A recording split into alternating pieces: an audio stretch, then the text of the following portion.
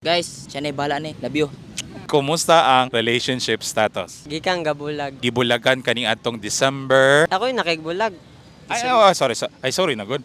Ikay nakigbulag atong December 20. 21.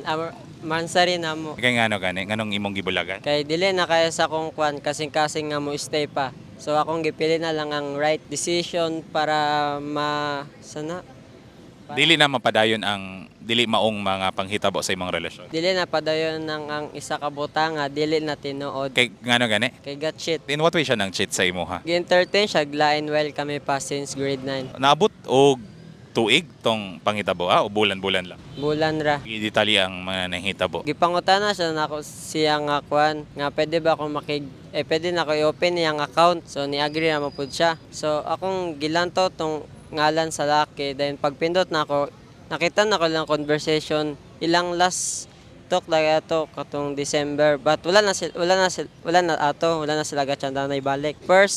Second week of first day of school kay ito na ako nakita nilang kwan conversation, sweet kayo na good night, sleep well, eat well. Ay murag na pagali to'y kwan video call. So mato ako na lang siyang nilet go na lang ko para maayo pod akong kwan kasing-kasing like dili ma-distract akong pag study. Kuan ba ni kanang first time ba niyang gibuhat ni sa imo ha o murag na po nila ba yung mga cheating through chats? Nangutamang ko to niya ana siya mga duwa dagay to kadua. Sorry.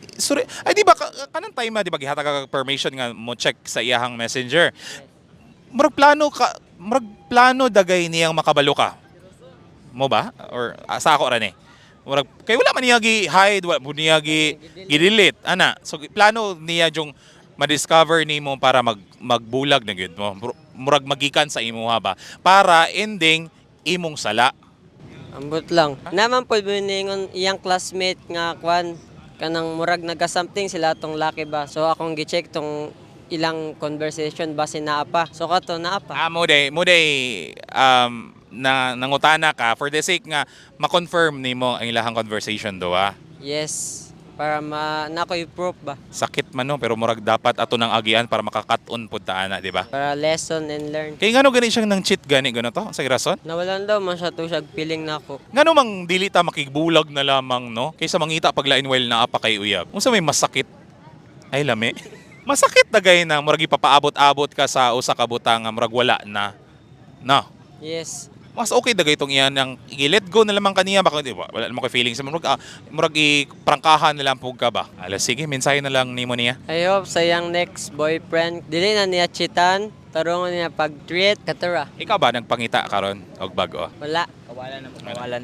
Ay gakuan pa kagahil kay at least 3 months man no. Nahil naman ko. Ay nahil na ka kay nga naman. Fuel hill. Nahil na ko.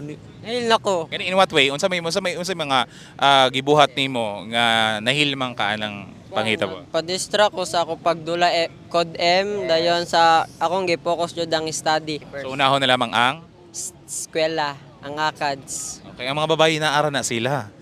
Di ba? Aon sa to? Dapat makabalatan mo kontento. Ay tinuod pod na. Mo gani siya nipundo siya sa usa karon. Niya.